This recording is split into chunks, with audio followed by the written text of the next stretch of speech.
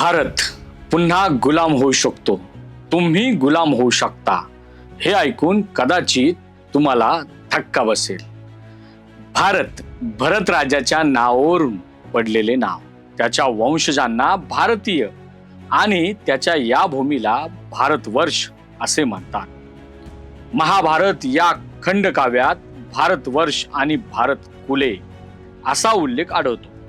तर विष्णू पुराणातील प्रसिद्ध श्लोकानुसार समुद्राच्या उत्तरेला आणि भारताच्या दक्षिणेला असलेला प्रदेश भारत म्हणून ओळखला जातो आणि तेथे राहणारे लोक भारती हे होय.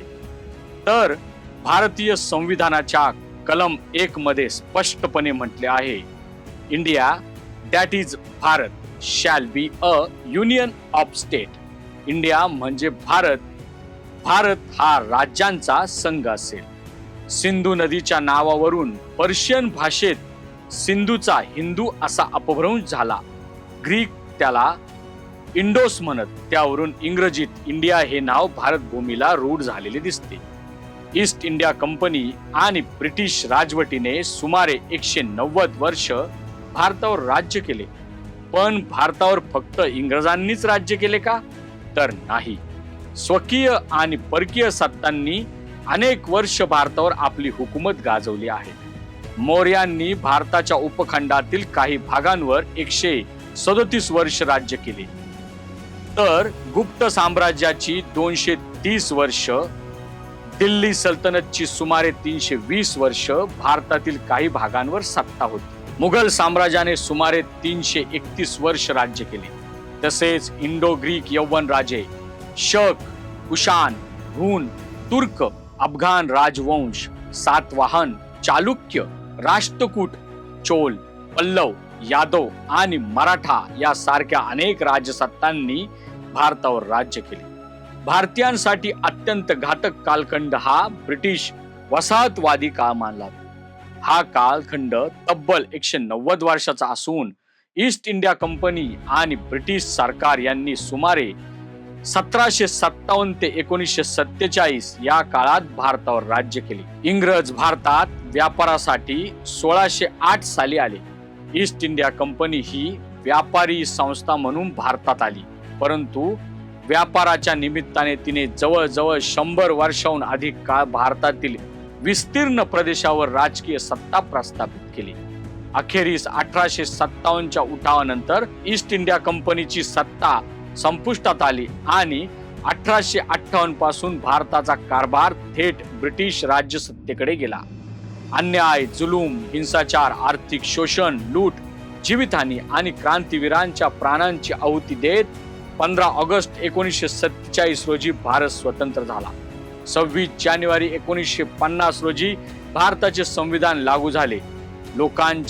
लोकांनी बनवलेले आणि लोकांसाठी असलेले सार्वभौम, समाजवादी, धर्मनिरपेक्ष, लोकशाही प्रजासत्ताक राष्ट्र म्हणजे आपला भारत. तू सर्वात महत्वाची बाब म्हणजे जात, धर्म, पक्ष किंवा विचारसरणी यापेक्षा देश मोठा आहे.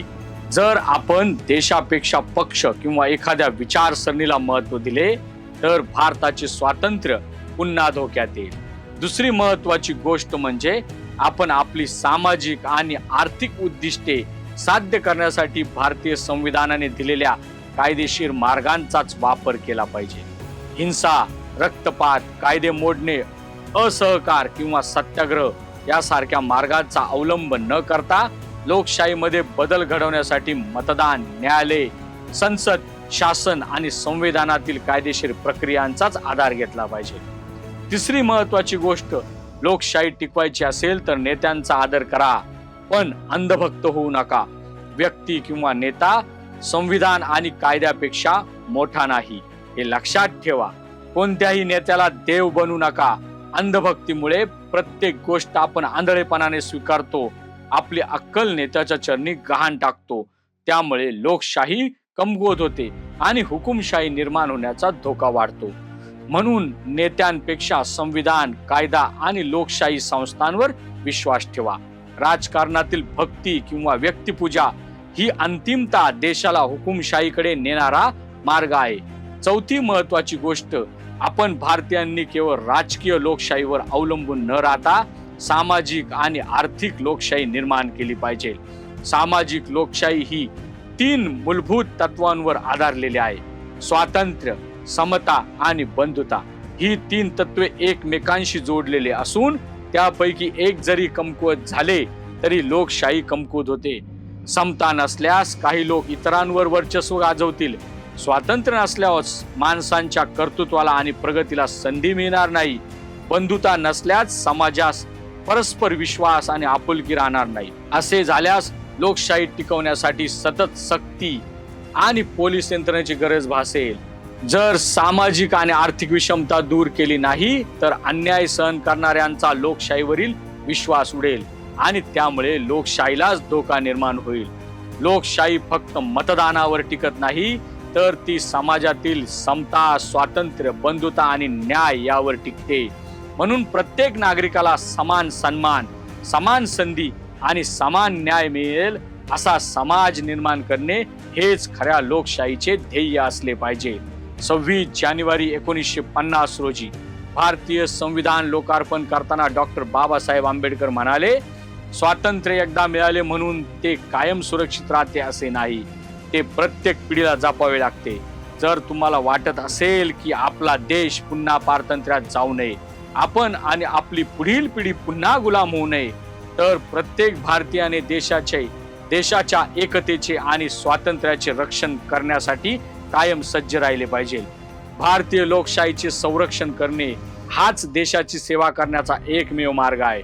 यापेक्षा दुसरा अधिक चांगला मार्ग नाही.